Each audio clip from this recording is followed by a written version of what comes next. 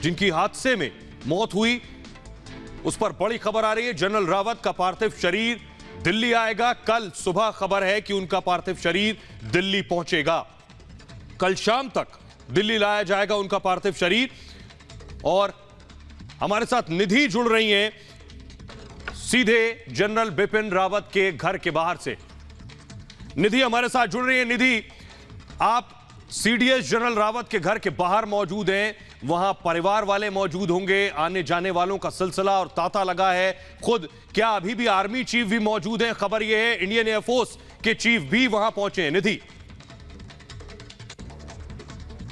बेहद दुखद दिन है हम सब के लिए, पूरे देश के लिए बहुत बड़ी क्षति है। सीडीएस जनरल बिपिन रावत हमारे बीच नहीं रहे। अनफॉर्चुनेट उनका हेलीकॉप्टर क्रैश हुआ और उसमें उनका निधन हो गया। मैं इस वक्त सीडीएस जनरल बिपिन रावत के घर के बाहर दिल्ली में जो उनका निवास है कामराज मार्ग पर दिल्ली में, वहां घर के बाहर हूं। और अब भी जैसा कि आप पूछ रहे थे, सेना प्रमुख जनरल एम नरवणे, सेना प्रमुख जनरल मनोज मुकुंद नरवणे अब भी मौजूद हैं। पिछले 5 घंटे से वो परिवार के साथ मौजूद हैं, सांत्वना दे रहे हैं, ढांढस बंधा रहे हैं और इस बात की तस्दीक कर रहे हैं, विश्वास दिला रहे हैं कि उनके परिवार के साथ पूरा देश इस वक्त खड़ा हुआ है। जनरल मनोज मुकुंद नरवणे 5 घंटे हो चुके हैं और जैसा कि आप जानकारी दे रहे थे, कल सीडीएस जनरल बिपिन रावत का जो पार्थिव शरीर है, उनकी पत्नी जनरल बिपिन रावत का पार्थिव शरीर कल दिल्ली लाया जाएगा। शाम तक हमारे साथ मेजर गौरव वार्या लगातार बने हुए हैं।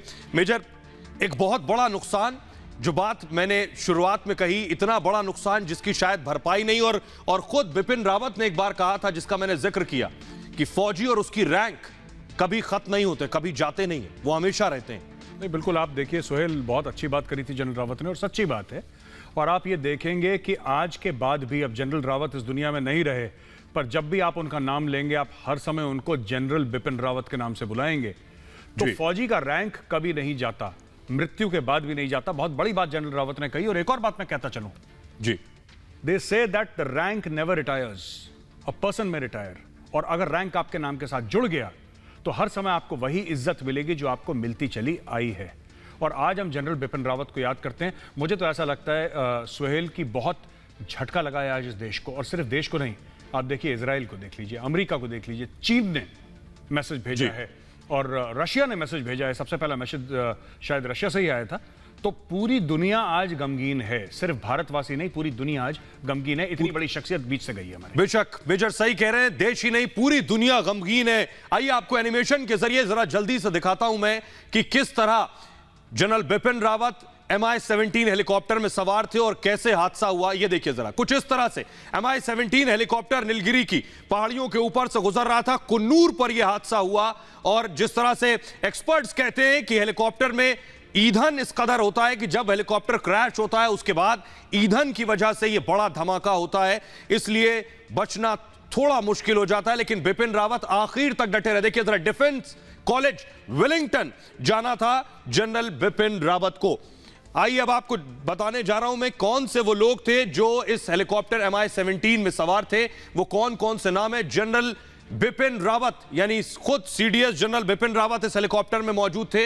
उनकी पत्नी मधुलिका रावत इस हेलीकॉप्टर में सवार थी। ब्रिगेडियर LS लिद्धर जो कि सीडीएस के डीए थे, वो इस हेलीकॉप्टर में सवार थे।